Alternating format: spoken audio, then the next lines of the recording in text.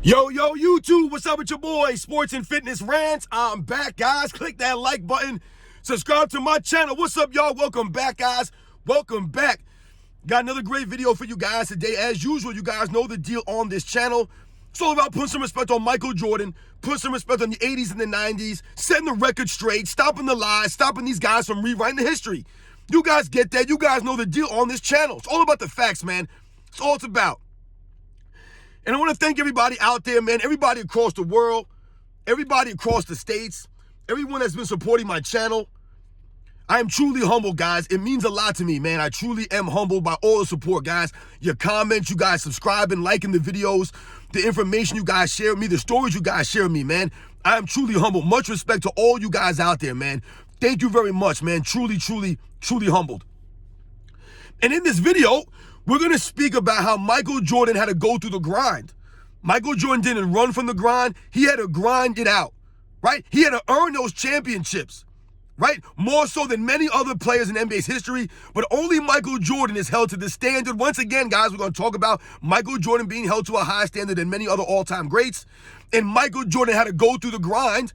And all these years later now, people are trying to knock Michael Jordan for losing in his early years, right? For going through the grind. So we're going to talk about it in this video. And you guys know what to do, man. Turn the volume all the way up. Hit that play button. Remember, these videos are for educational purposes. And let's roll. So yes, guys, on this channel, you guys know the deal, man. I've told you guys many times, Michael Jordan is held to a high standard.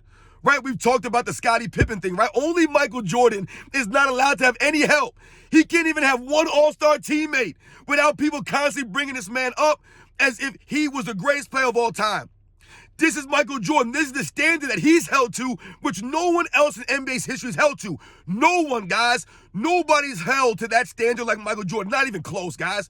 Think about all the all-time great players that have played with help, that have had multiple all-star teammates, multiple Hall of Famers on their teams, right?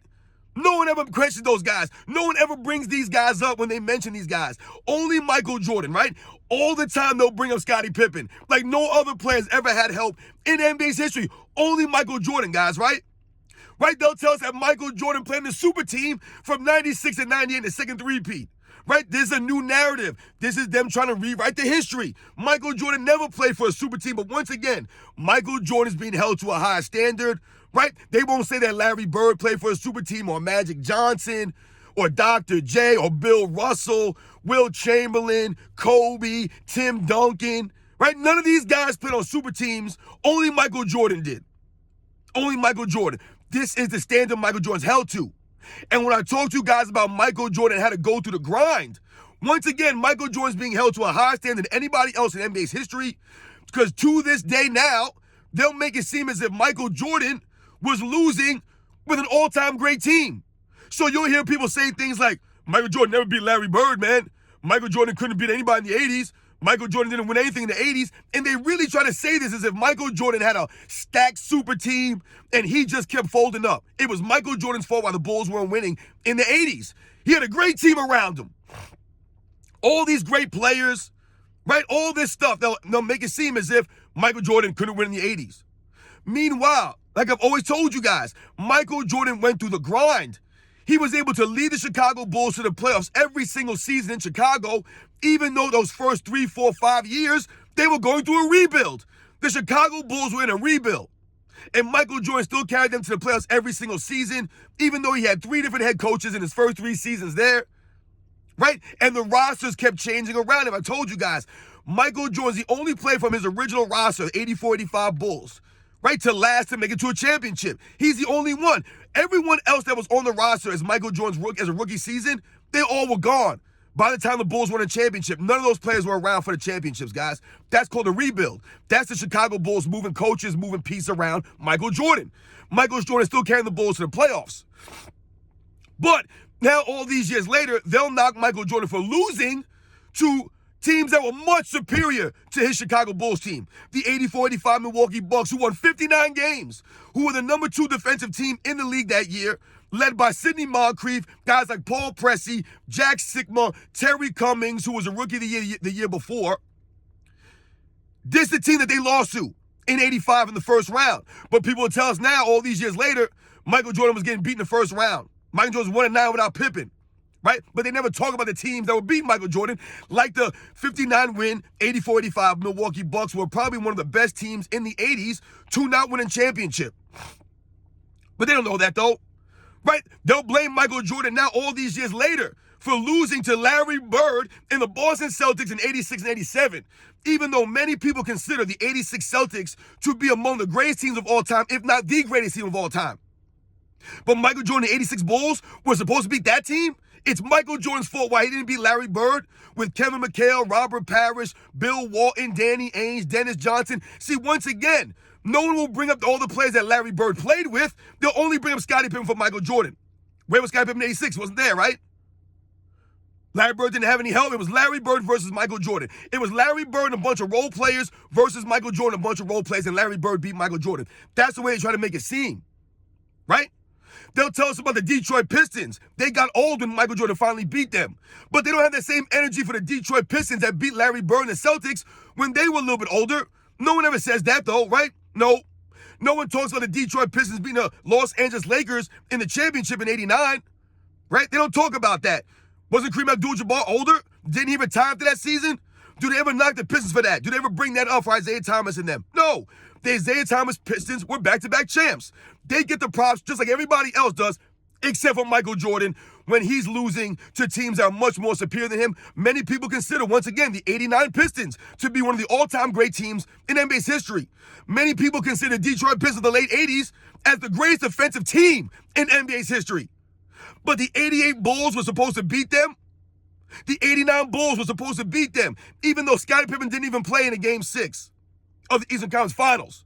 Right? The great Scottie Pippen, where was he in Game 6? Wasn't there. Didn't play he played 1 minute, took an elbow to the head, and he was done. Same thing in 1990. Where was Scottie Pippen again? Right? He's the one who carried Michael Jordan. Where was he? So once again, as you guys can see, Michael Jordan's being held to a higher standard. And when we talk about the grind that Michael Jordan had to go through in the 80s, once again, they try to make it seem as if Michael Jordan was out there with a team that was comparable to these other teams and that Michael Jordan somehow folded up. It was his fault why they lost. So now let's think about this, guys, when we talk about the grind. Michael Jordan leading the Chicago Bulls in the 80s, right? Like I said, while they're going through a rebuild, right, trying to build his teammates up. But if we compare Michael Jordan's early years to some of his contemporaries, Larry Bird, for example. Larry Bird came to the Boston Celtics. No, maybe they were not a great team as far as wins and losses go, but there were players on that team. Guys like Cedric Maxwell, right? Guys like Nate Archibald were on this team, right? Larry Bird, his first couple years in the NBA, right? He'll end up getting guys like Kevin McHale. They would trade for a Robert Parrish, right? They would get a Danny Ainge. They would trade for a Dennis Johnson, who was a Finals MVP winner, right? They never mention these things about Larry Bird playing Michael Jordan in the mid-'80s. They won't mention that. How Larry Bird had all these players on his team. And it does not take away from Larry Bird's greatness because he was the catalyst. He was the engine. He was the greatest player on that team. He was the leader. So it takes away nothing from Larry Bird. But once again, Larry Bird didn't have to go through the grind like Michael Jordan did. Larry Bird didn't go to a team with a bunch of guys doing drugs, a bunch of weirdos, right? A bunch of role players. Dave Corzines and Orlando Woolridge, the Quentin Dailies, right? The Brad Sellers, right? Guys like this. This is who Michael Jordan came in playing with. None of these guys are household names. You don't know any of these players. But Michael Jordan was supposed to beat all these other legendary teams with that role, with those role players. Once again, being held to a high standard, right? They're not respecting Michael Jordan's grind. Michael Jordan had to grind and earn it. Let's think about Magic Johnson, guys. Did Magic Johnson have to grind and earn it like Michael Jordan? No, he did not. Magic Johnson came to a team with Kareem Abdul-Jabbar on it, Jamal Wilkes, Norm Nixon. Once again, this takes away nothing from Magic Johnson's greatness. If we all remember, in 1980, he stepped up in the finals for injured Kareem and won the finals MVP. Right? Scoring 42 points, like 17 rebounds, whatever it was, in that game against who was it against the Houston Rockets, I believe, or the Sixers. Excuse me, against the Sixers. Magic Johnson stepped up, right? So we take away nothing from Magic Johnson's greatness. However, that was Magic Johnson's rookie year. He came onto a already well-established team. Michael Jordan didn't have that advantage, right? Did he have that advantage like a Magic Johnson? No, he didn't have that. Michael Jordan had to grind for it. Magic Johnson didn't necessarily have to grind his way out to become successful. He had to earn those championships and grind through the playoffs and the finals, absolutely. But he didn't have to go through a rebuild, 3 different head coaches in 3 years, all these players being moved around him, right? No Hall of Famers, no all-star teammates like Michael Jordan. That wasn't Magic Johnson coming in. That wasn't Larry Bird coming in. We think even about Isaiah Thomas. A lot of people try to talk about Isaiah Thomas, and Isaiah Thomas himself will say things like, well, I beat Michael Jordan, Larry Bird, and Magic Johnson. I beat Michael Jordan, this and that.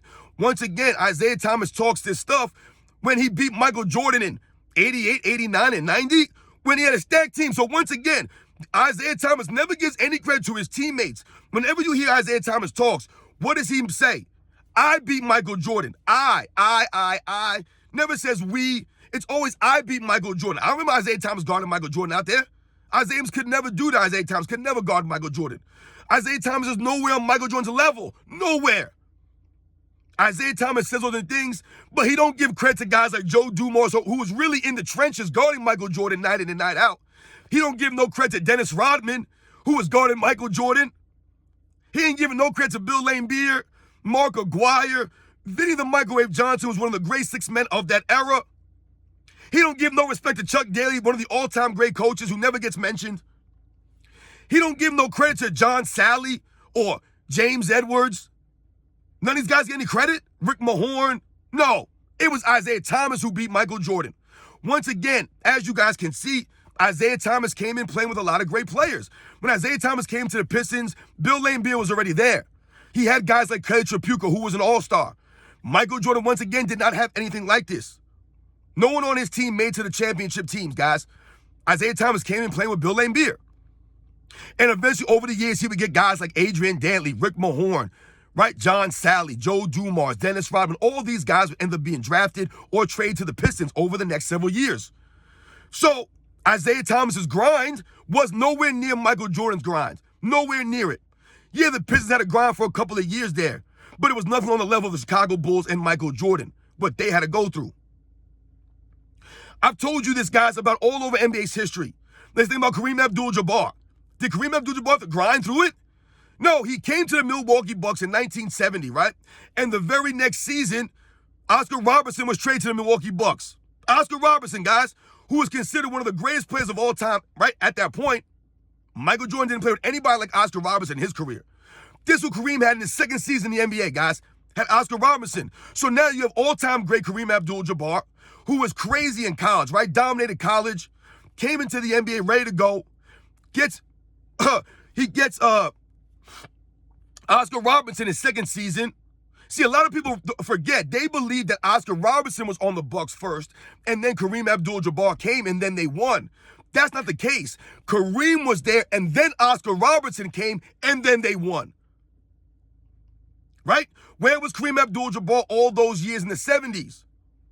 Right? Remember, he got traded to the Lakers, right? He asked for a trade to go to the Lakers, went to the Lakers, and they won nothing on the Lakers. And they'll say, what? Kareem didn't have any help. Right? That's what they'll say, because they traded away all their players to Milwaukee to get Kareem Abdul-Jabbar on the Lakers. So once again, Kareem Abdul-Jabbar gets excuses made for him. They'll say he didn't have anybody in the late 70s on the Lakers. Right? Who was Michael Jordan playing with? I'm trying to figure this out. But then Kareem Abdul-Jabbar ended up playing with guys like Jamal Wilkes, Norm Nixon, before Magic Johnson.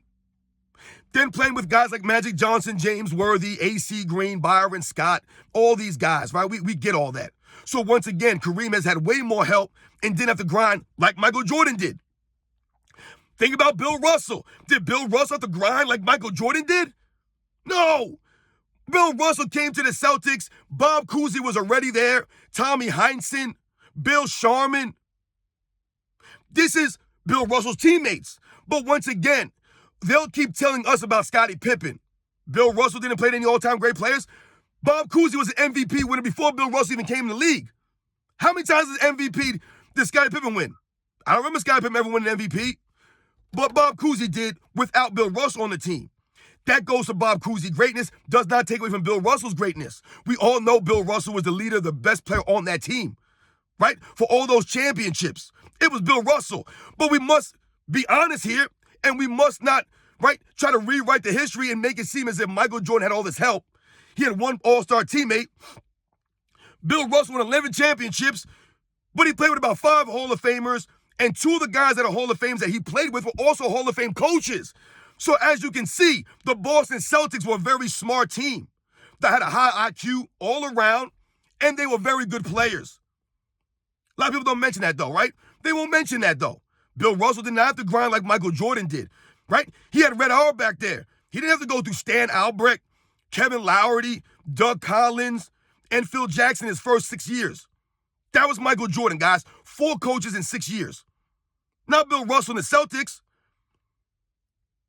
So Bill Russell did not have to grind those first 3, 4, 5, 6 years like Michael Jordan did, right? Trying to get his teammates on his level, right? Trying to make these guys better in practice. None of that stuff. Grinding through teams that were better than him. Bill Russell's teams were always considered the better teams. Not saying they were guaranteed to win, but he was never the underdog per se or on a team that was not like the Chicago Bulls in 85, 86, 87. Bill Russell never had to go through any years like that. That's Michael Jordan's grind. Even the great Will Chamberlain had better players on his team when he came into the NBA, playing with guys like Paul Arizin, guys like Hal Greer. Michael Jordan didn't have anybody on his team when he came into the NBA that was a Hall of Famer or even close to an All-Star. Nobody. Will Chamberlain had that. Right? He didn't have to grind like Michael Jordan did on those mediocre teams with guys doing drugs, guys being weirdos, guys who just were not good. Right? These guys were mediocre at best. They were all average role players at best. But Michael Jordan's being held to a high standard. He's being criticized for losing in the 80s. Tim Duncan, did he have to grind out his career? He came in playing with David Robinson, one of the all-time greats. Yeah, David Robinson may have been older when Tim Duncan got there, but he was not washed up. He was still very, very good, David Robinson. That helps Tim Duncan out, right, as you come in as a rookie. Let's not forget, Tim Duncan played, 4 years of college? He came in a lot more prepared, but he had David Robinson there. He had Sean Elliott there. He had Greg Popovich there. He came into an already established team. That was not Michael Jordan with Stan Albrecht and Dave Corzine, Orlando Woolridge, guys of this nature. So Tim Duncan did not have to grind like a Michael Jordan did. Once again, it takes away nothing from Tim Duncan's greatness. Tim Duncan is still an all-time great. He's in my top 10. But he didn't have to grind like Michael Jordan did. Once again, Michael Jordan being held to a high standard. No one ever brings up Tim Duncan's teammates to lower Tim Duncan like they do for Scottie Pippen and Michael Jordan. No one ever brings up Manu Ginobili, right? And the greatness that he exhibited out there, being a clutch time performer, right? Being one of the great 6 men, one of the great players of that era. Manu Ginobili with the Euro step. Always coming up known for being clutch, hard-nosed, always giving the effort, the grit, right? They never bring up Tony Parker, who's a Hall of Famer also. One of the great point guards of the 2000s, right? One of the quickest point guards with or without the basketball. Tony Parker would lead the NBA in point paints many years, guys. Tony Parker lived in the paint with a nice teardrop floater. Tony Parker, man, no one brings him up. Do they bring up Greg Popovich to tear down Tim Duncan like they bring up Phil Jackson for Michael Jordan? No, they don't do that. Even though Tim Duncan played for Greg Popovich his entire career. That wasn't the case with Michael Jordan and Phil Jackson, right? Once again, David Robinson. Do people bring up David Robinson to tear down Tim Duncan? He played with David Robinson. Do they bring that up? No. They never bring up David Robinson. People probably even forgot David Robinson played with Tim Duncan. Not to mention the other players that Tim Duncan has played over his career. Guys like Kawhi Leonard, Bruce Bowen, Steve Kerr, Steven Jackson. Right? These guys stepped up. Once again, it takes away nothing from Tim Duncan. He was the greatest player on that team. He was the leader. But once again, Tim Duncan didn't have to grind like Michael Jordan did. He came to a team that was already solid, and he added to that team, right? So the year after he got to the NBA, they won the NBA Finals. They won a championship his second year. Where was the grind? Once again, not saying that Tim Duncan didn't have to grind in the playoffs in the Western Conference or win championship by going through the grind. He didn't have to grind like Michael Jordan those first 3, 4, 5, 6 years, where he's trying to get his teammates on his level. He's trying to get these guys better, being the big brother, all that stuff. He didn't have to do those things. None of these guys had to do those things that Michael Jordan had to do. We think about even a Kobe Bryant. Kobe Bryant coming in, playing with guys like Shaq, Glenn Rice, Nick Van Exel, right? Ron Harper, Horace Grant. These teams had very good players on them. Not to mention, right, you had a guy like Phil Jackson that would come along in the 2000 season. But Kobe and the Lakers didn't have to necessarily grind it out like a Michael Jordan did, right? He came in playing with Shaquille O'Neal. They were a solid team. They were in the playoffs, right? They didn't have to grind and struggle winning 35, 40 games. Like Michael Jordan had to push his teammates and build these guys up with all role players. Shaquille O'Neal was a superstar when Kobe was there. And vice versa. Kobe became a superstar when Shaq was there. They had each other. And like I said, they had many other really good players like Derek Fisher, Rick Fox, right? Like I said, Horace Grant, Ron Harper, right? Glenn Rice. They played with a bunch of these guys. Eddie Jones. Nowhere near the kind of guys that Michael Jordan was dealing with. Right? We think about LeBron James. They always talk about LeBron James ain't had no help. We can go over the list of many, many players. Because the funny thing I've told you guys is about LeBron James is that it was set up for him to be just like Michael Jordan. He had to come in and grind, right? He didn't have all these great players on his team, but he had solid players. So Julius Ilgauskas was an all-star the year before LeBron James got there. Michael Jordan didn't have any all-stars on his team ever before he got there. So LeBron had Julius Ilgauskas. He had solid role players, but LeBron James had to be the leader, and he had to lead these guys. But what did LeBron James do? He ran from the grind. So after 2004, 05, right, they didn't make the playoffs those first couple of years. So then when LeBron James finally started making the playoffs, 06, 07, 08, 09, right? When LeBron James makes it to the finals, everyone gives him a pat on the back, right? They celebrate him. And then he realizes it's not going to be that easy. So he loses again in 08, loses in 09, and loses in 2010. That was supposed to be his grind. That was supposed to be him going through the Detroit Pistons like Michael Jordan did. He was supposed to be going against the Boston Celtics, pushing those guys. But like I told you guys, he ran from the grind. Michael Jordan never ran from the grind, right? So LeBron James bounced. So that's why we don't respect his career like Michael Jordan's, because when LeBron James had the grind in front of him, he actually ran away from the grind. Michael Jordan stayed. 87, 88, 89, 90, just kept coming back, getting his teammates on the same level, pushing these guys. LeBron James didn't do that. He didn't have to go through the grind like Michael Jordan did. The grind was there for him, but LeBron James didn't want to go through it, and that's why we don't respect him the same way, right? He didn't want to go through the grind. So, guys, as you can see, man, there's many other examples in NBA's history of guys coming in and having other great players with them. Even Hakeem Olajuwon. Yes, maybe in the 90s, he didn't play with an all-time great player or consistent all-star. But when he came in the league in 1985 with Michael Jordan, he had Ralph Sampson there, who was considered one of the elite big men in the league. That's why the Houston Rockets went to the finals in, 87, I believe, or 86. I think it was 86. They went to the finals his second year because he had Ralph Sampson there, right? He had a team. There were other players on that team. So once again, Hakeem didn't have to go through the grind like Michael Jordan did those first couple of years.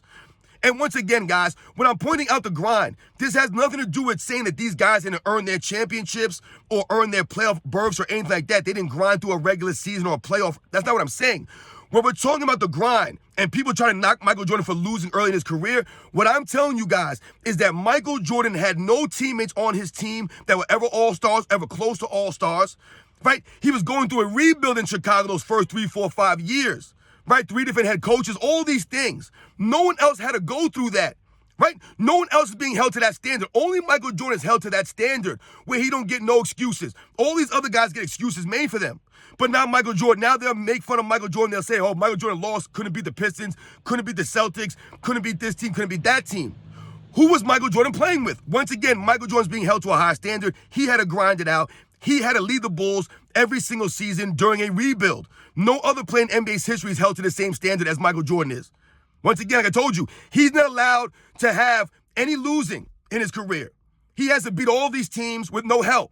He's supposed to beat all those all-time great teams with no help. Meanwhile, everybody else is always getting excuses made for them. They never point the finger at any other guy's teammates, right? Or the lack of help that they've had in their career, or that Michael Jordan had to lead these guys, build them up in practice, go through the grind, go through the rebuild of the Chicago Bulls in the mid to late 80s. He was supposed to be dynasties by himself. This is the double standard of Michael Jordan.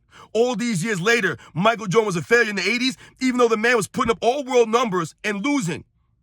Right? Do they point the finger at LeBron James? No. They'll say, hey, LeBron James put up a triple-double in the finals, man. What do you want from him? Right? They'll always point to LeBron James' stats to excuse his losses. But when we do the same thing, or if you do the same thing for Michael Jordan against the Pistons, the Celtics, all those numbers he was putting up, crazy performances, carrying the Bulls as much as he could, he still lost, though, right? That's all they point out about Michael Jordan. They didn't do it for anybody else. You guys know the deal, man. I'll catch you guys on the next one.